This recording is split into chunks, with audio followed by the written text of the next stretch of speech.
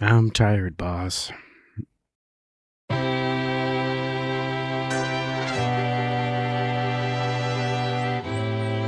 there.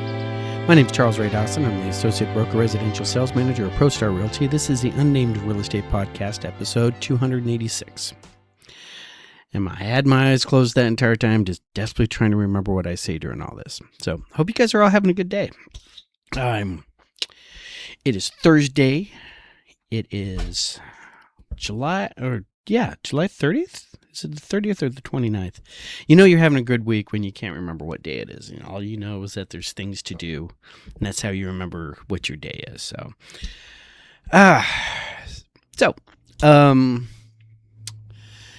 For those of you who didn't see last week's episode, don't watch it. Like, seriously, if you're just coming across this thing right now and it's like, oh yeah, I forgot last week's, it's like, I had that one up here. It was brilliant. And then recorded it, posted it, looked at it later on and went, wow, I missed every beat I wanted to hit.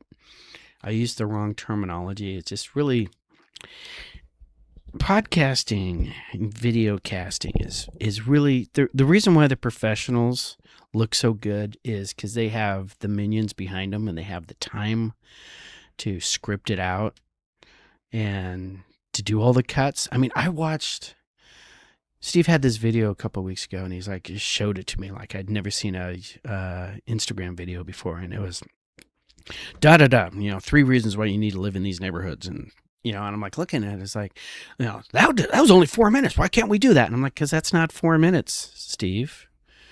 All right, I'm looking at that. That's at least 30 minutes worth of actual repeating the same script over and over again, kicking it over to your minions to sit there and do all those cuts. Look how many times there's a cut. Right? That's the key when you're watching it. When you're watching one of these things, look at how many times there's a sudden cut. And those cuts is where they got somebody coming in there and splicing and dicing and putting everything in place. And a lot of the times, this is what they do. I mean, this particular video is out of EXP. EXP has a recording studio.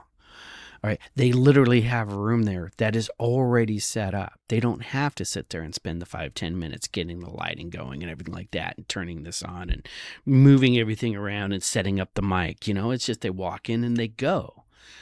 They read the script and then they walk out, like a newscaster, and they don't need to know anything because the script's right there. Somebody smarter wrote the script for them, probably AI. Wow. I mean, Jessica, love her to death. She sent this email out, and it was in her name, but it was also in my name because it's, your friends at ProStar Realty, Ray and Jessica. And I was like, Jess, that was AI slop. She was like, how did you know I used AI? I'm like, because I read a lot.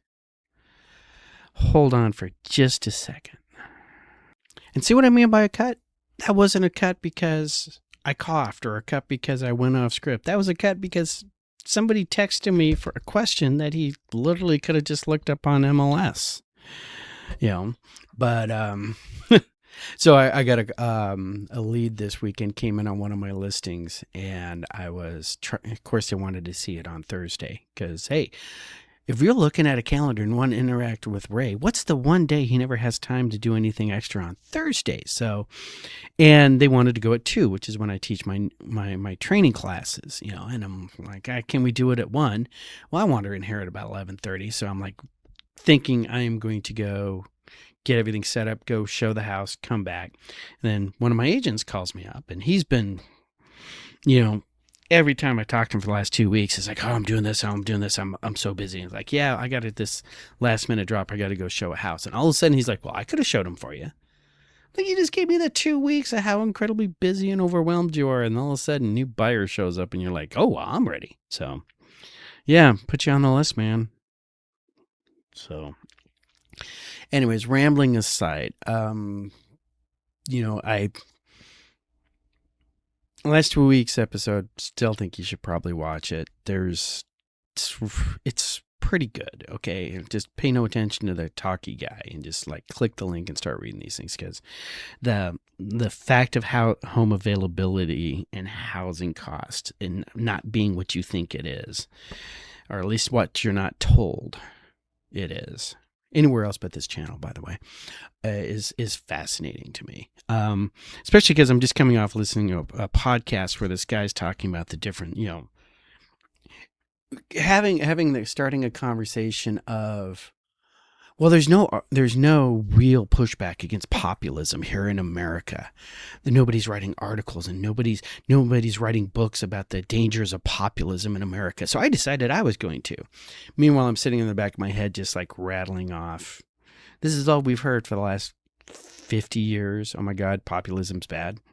Yeah. The very concept of elected officials doing what the population who elected them wants is evil and wrong, and you should, just shut up and listen to your elites. And it was a funny thing, it was because that is such the wrong podcast to drop the day after the stuff going on up at Congress with a certain institutional elite who's pleading the fifth. What color is your tie? I would like to plead the fifth. On the grounds that, actually, I've listened to really smart attorneys explain exactly the reason why he has to do that. And like, okay, that makes a certain amount of sense because, interesting thing about presidential pardons, all right, and I literally joked about, well, actually people coming in is, yeah, a presidential pardon can pardon you from federal prosecution. It can't pardon you from state prosecution. All right, so long story short, that's not inside the scope of this. But what is inside the scope of this is housing affordability. And you've all heard me talk about my 3-layer, my 3-legged stool, my 4 legs, all right, housing availability or affordability, all right, and why, houses cost too much. Well, we just added another one last week going, oh yeah, there's houses out there you can afford. You just don't want to live there because you don't want to die. Or you don't want your kids going to that school. You want them to get a real education. All right. Or in some of the darker ways is, yeah, you just don't want to live in that neighborhood because it's got those people there. And the subtext, I'm not sure if I covered last week, but I thought was fascinating, was the low-grade bigotry of people who see themselves, I call them elite aspirants, okay? People who are not considered the elite, but they aspire to be one day, and they aspire their children to be one day, so they don't want to put them kids in what's functionally the equivalent of a Phoenix inner-city school because they don't think their kids are going to get a good enough education there. And they're going to be around those people. So what happens is you get this really socially acceptable form of segregation where I'm just going to live in a gated community. All right. And I'm reminded of the LA Times reporter who was cheering on day one about some various LA riots that were going down and how great and how wonderful it was, and is the voice of the proletariat rising up against the bourgeoisie, and this is awesome, until the riots broke into his gated community and he was suddenly screaming, where's the police? Where's the police? Yeah, that guy. So I tell you this to tell you that, to finish up, all right? Because let's talk about hoarding of... Hold on for just a second. Literally at this point, it would have been easier for me to just show the place myself. But anyway, so... Damn it. Hold on for a second.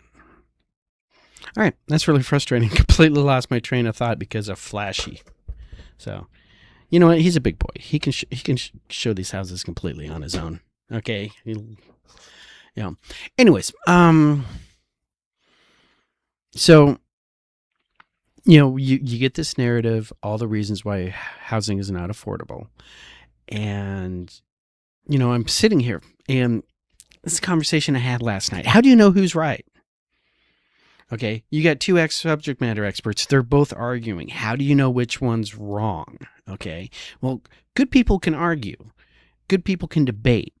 Okay, and you make a declarative statement. All right. Hawaiian pizza is wrong. Okay. Now that's a declarative statement, but it's also a subjective opinion. Okay. So if you're going to actually sit there and say why Hawaiian pizza is wrong, you got to break down the elements of a Hawaiian pizza. All right. You got to sit there and say, hey, you know what? The fundamental reason why Hawaiian pizza is wrong is because you're adding sweet on top of another sweet. Now, you can get away with Hawaiian pizza coming in with a sweet. All right. If you have a more tart tomato base, I'll give you that. Okay. But then you put a honey cured ham in there, just go eat a frickin' Snicker bar. All right. You're carving yourself out. Okay. That's how you want diabetes. That's how you get diabetes. All right. So Hawaiian pizza is wrong because it gives you diabetes. All right. You're going to come back. All right. And you're going to argue. I just made a statement. Hawaiian pizza is wrong because it gives you diabetes. And they go, well, yeah, it can give you diabetes, but not 100% of the time. And as a treat, once a month or so, and just a slice, your total overall carbohydrate intake can be decent for you, even if you're a diabetic, if you just have it for one day, okay, and you balance the rest of your glycemic index when you do that.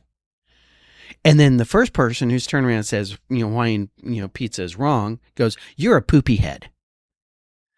All right. That's how you can tell whether, if you don't know, if you're looking at two experts, all right, find the one who goes straight to the ad hominem attack, completely discounts the other people's argument and goes, oh, well, you're just a populist.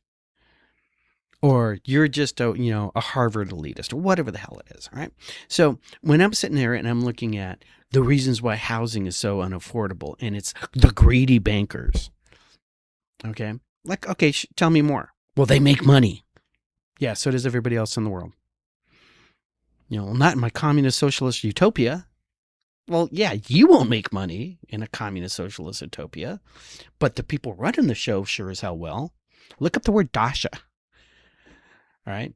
And let's take a look at how many democratic socialists in federal office have multiple houses on lakes. We just call them dashas, but if nobody knows what a dasha is anymore, so we just call them a house on a lake. So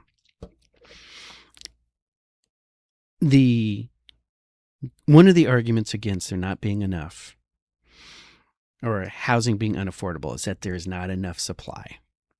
Boom. End of statement. Okay. I think there's enough supply. It's just that the supply is not what you want. All right. We covered this last week. All right. There are $300,000 houses out there. You just don't want it.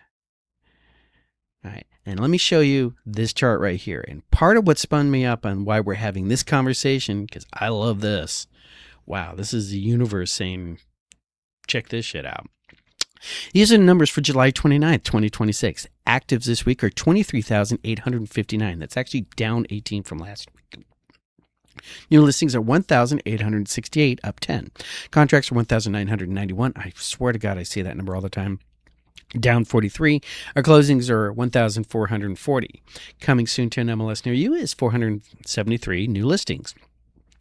Our supply for July 29th is 100. Our supply is exactly where we should be for our population base. I don't think I've ever seen 100 before. I've seen 90s, I've seen 80s, but dead on 100. This day, July 29th, being the year 2026, the year of our Lord. All right. We have enough houses. We have exactly as much houses as we should. But what we don't have is we don't have the buyers, because we only have 80 buyers, 80.6 buyers. Because that one guy who got in that horrible accident, 0.4 of them is missing. All right. We only have 80.6 buyers out there, which gives us a Cromford report number of 80.6. Now, our law of supply and demand says that we should be suddenly dropping in price. All right. Simple, exact. We should see prices dropping. So I go to my next chart, and the next chart is right here. And this beautiful little chart tells us what our monthly average for price per square foot and annual appreciation is. All right. I want you to see something really interesting. What we're looking at is we're looking at the bottom. We're looking at the right side of this. This is the annual average. Monthly average is change based on appreciation from month to month. Annual average is how it's changed compared to last year. All right. 1.1%. Even with a reduction, 20% of buyers, all right, we have 80% of the buyers need to be. We are still appreciating at 1.1%. Why is that? Right? Ultimately, the reason why that is because when you look at this 100 here, going back to that chart, all right, you look at this 100 here. Remember, last week I showed you how many houses do we actually have at that 300 mark, all right? We had 20, 28, 26, something like that. I really should have kept that slide instead of deleting it for this one. All right. All right. So we're not depreciating. Okay. House prices aren't going down. You're not losing equity in your house. You're just not really gaining any equity. All right. And what we can see is when we look at the other charts, we see Fountain Hills, we see Chandler, we see Gilbert. Okay, we see Paradise Valley, which people don't care. All right, we see Scottsdale, we even see Phoenix, where the demand is a little bit higher because people do not want to live out in Goodyear. So this 100% number that we see here is the total number of houses for sale, right? Not necessarily the affordable houses for sale. Make sense? So I did notice a couple other things that were going on, various talking heads and stuff. So we have a governor. All right. You remember we covered her some time ago, how she was trying to restrict home builders, like seriously restricting home builders. And like every time you turned around, if there's anything out there, all right, to try to get more homes built, she seemed to come up with a reason to be against it. All right. So that's a thing. Hey, play to your base. Okay. If upperly mobile, elite aspirants like you and they're your voter base, all right, make them happy and they will vote for you again. And the upperly mobile elite aspirants already have houses, so they're worried about the price of housing going down, so they're going to pull that little ladder up as fast as possible. All right, because Lord knows we start bringing in a bunch of inner city kids into my school district, well, that's gonna bring down the education of my little darling's going to get. All right. Besides, they might want to move in my gated community. So quick, pull the ladder up. So she's doing that in that little squeaky voice of hers. Well, her opponent, okay, who just got nominated to be her opponent, he went on to talk for an hour and a half on a talk show about what he wanted to do to lower the cost of housing. And what did he say he was going to do? It's like he listens to this channel. All right. He's going to, at the state level, get rid of the stupid bureaucratic red tape. All right. The zoning issues. All right. All these goofy things, including getting to the point where you remember that cute little house. Okay. The cute little starter home for $300,000. Oh my ever loving God. He might actually let one of those be built in your school district. Okay. So that could have a serious impact on Fountain Hills, Chandler, Goodyear, these places where the Tony school districts are. Because the next thing you know, you're going to have those great unwashed poor masses. All right. My God, you might actually have HOAs getting built that allow work trucks to be parked on the street. Really interesting little thing. Okay. I'm going to land this sucker because I got a busy day ahead of me. One of the really interesting little things is a couple of years ago, people started making sure that you did not park work trucks on the street. Okay. And they started to make sure you weren't working on your own cars on the street. Okay. And all this stuff, right? This had nothing to do, okay, with, oh my God, this is attacking the livability of my neighborhood. You were literally trying to force blue collar people out of your neighborhood. People who work for a living, people with dirt underneath their fingernails. You don't want to be around them. You want to be around your people, the white collar workers, the people who are suddenly getting their jobs replaced with AI.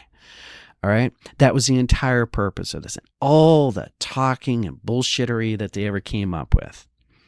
Well, we don't want people fixing their cars on the street because, that leaves an oil stain and stuff like that. And I'm like, Gladys, come here.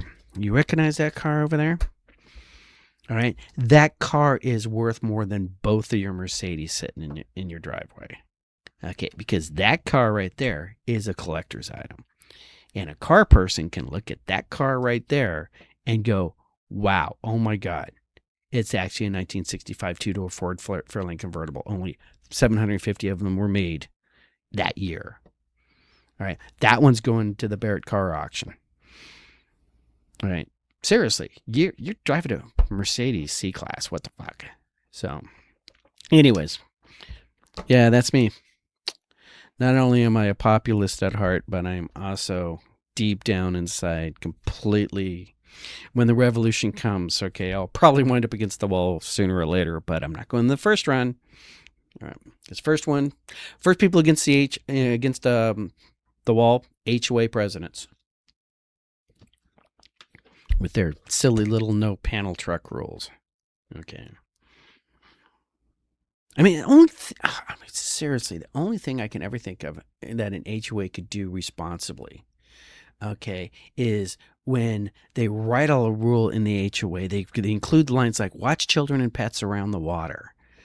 Hey, don't drive into anything flooded, okay? Work your circles every day. Call your mother. All right. And you guys have a really great weekend because I'm planning on having one. I'll talk to you guys all later.